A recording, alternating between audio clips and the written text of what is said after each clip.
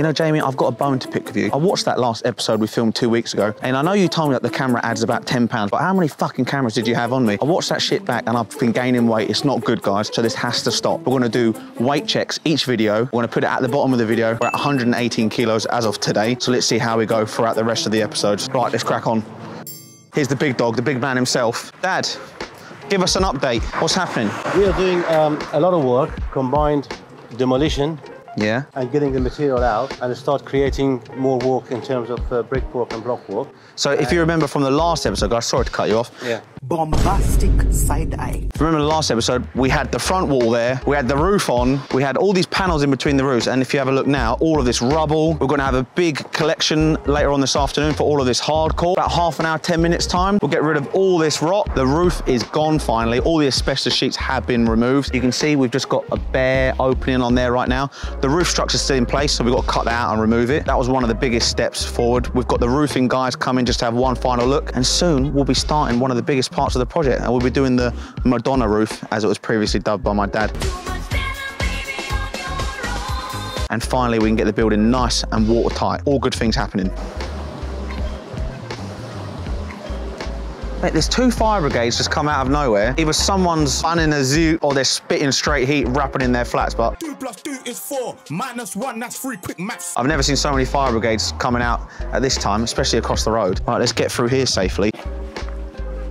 We've got some juicy scrap metal for people here. Not sure what it's like in other parts of the world, but in England, if you leave any sort of scrap metal out, someone just comes and grabs it without you even having to do anything. Although we have to pay for things like hardcore removal, things like scrap metal, you can just leave out the front and then someone just comes and gets it, so it's pretty decent.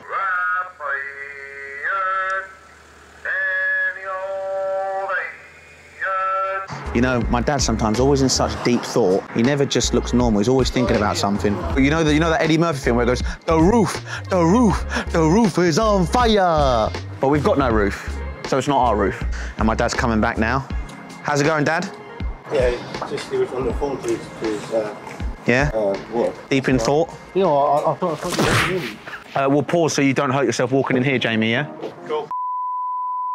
As I said in the last episode, guys, the front wall is now gone. So as you can see, nothing here remaining. A little bit there, but it's not a huge deal. We'll just knock that out in a little bit. And this is basically the new opening for the warehouse. So you've got nice wide opening. This will basically be where vans can reverse in, deliver goods. We can bring them all in through here. We've got this big beam across here that will have to be removed, obviously, because this is the new one. But we've got this nice wide opening, lovely face brick, and we'll just make good to this area. We're gonna dig down a little bit deeper and have a nice consistent entrance right into the warehouse.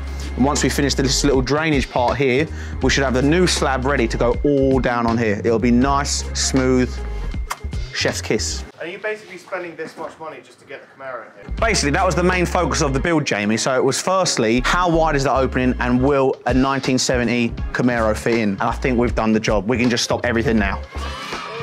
One of the biggest things, obviously, that happened since the last episode was removal of the asbestos. So if we come through here, it's up along. You can see there's a lot more natural light coming in. This isn't because we've used actual lights, it's because there's no horrible roof on here anymore. We've now got a convertible warehouse. Just the roof structures that remains. There's a few wooden beams that are across here on there. This all has to be cut out in place for the new steels that are going in, because this whole footprint from this wall to that wall is the side building. Lots of room for activities. So many activities! We've also excavated some more bases, which are for the steel columns that will be going here, here, and here. We've removed the wall panels that were between the piers that are here, which this roof structure is resting on. We might make good to some of these, make them look a bit nicer. We're not too sure yet. I might get George the bricklayer to do something nice. This is going to be the sheer size of the inventory, the sort of stockroom that we've got. And then across in there is going to be painting and powder coating, metal finishing that we can do. And there's also a fire exit and the main entrance. Oh my God! Okay, it's happening. Everybody stay calm. What's the procedure, everyone? What's the procedure? Stay calm! So it's all looking good in this area. We've also got these new bases that we had dug already, which is shown in another episode. And this is going to be the showroom. We decided to have just an area where we could put some of the lightsabers we've built in the past in an area of the warehouse that wasn't too congested with other things. So this whole area here will be nice, little showroom, showcase of all the lightsabers that we've done. And it should be really nice for when we have visitors, they can come in and sort of have like a nice wall of all the lightsabers that we've built in the past. So I'm really excited about that. Nice. You need the keys, yeah? And you'll come back when? Come back in a minute. Yeah? All right, cool. I'll see you in a bit, yeah? He's always in a rush.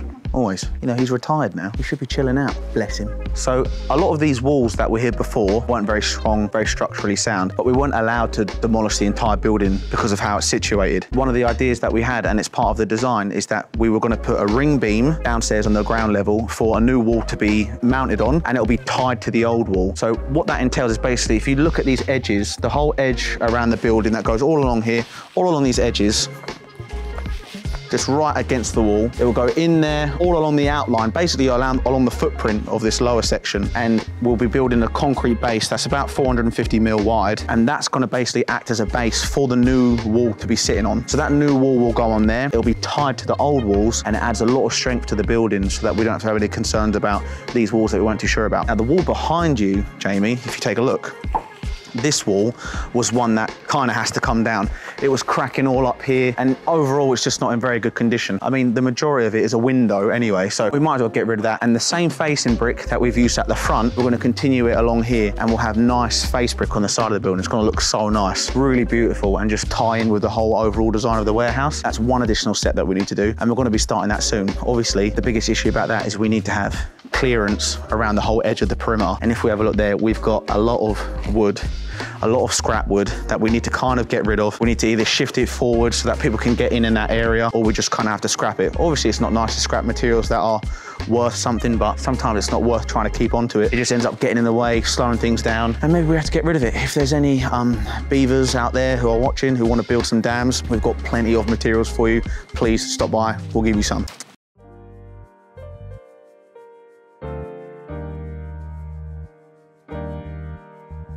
Upstairs has changed a lot since the last episode. Right now, George is here eating his lasagna for lunch. We're going to call him Garfield on this occasion.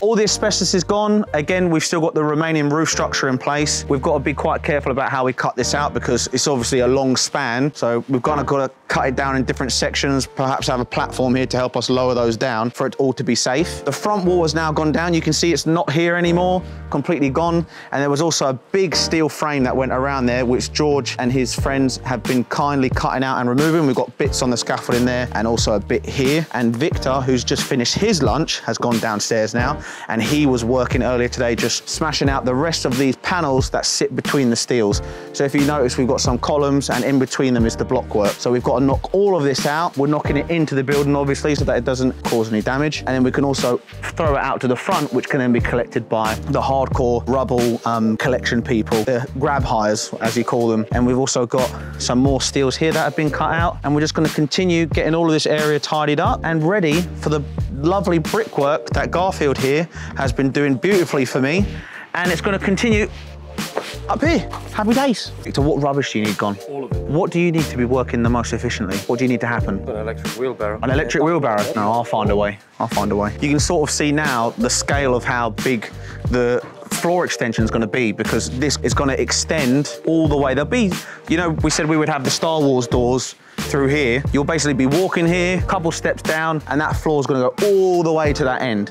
And that's going to be our development area where we can test electronics, do some 3D printing, some other sort of development access that we might need for certain projects. So all of these timbers have to be cut out, removed, all taken away. You can sort of see now what's going to be happening, because by the time that this is all cut out and tied up, we'll have the new roof on and everything looking spick and span. That's the update, what we've got for this week, guys. As I said, this was going to be a crucial point, and it's just starting to get really, really exciting to the point where, you know, it's going to start taking shape, this whole new building. With that excitement comes a lot of rumbling in the tumbly. So I think I'm going to head to the toilet and call it a day.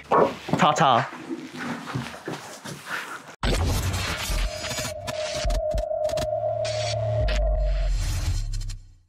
And you know, if things don't work out, I've got the perfect area to just, you know, just intrusive thoughts.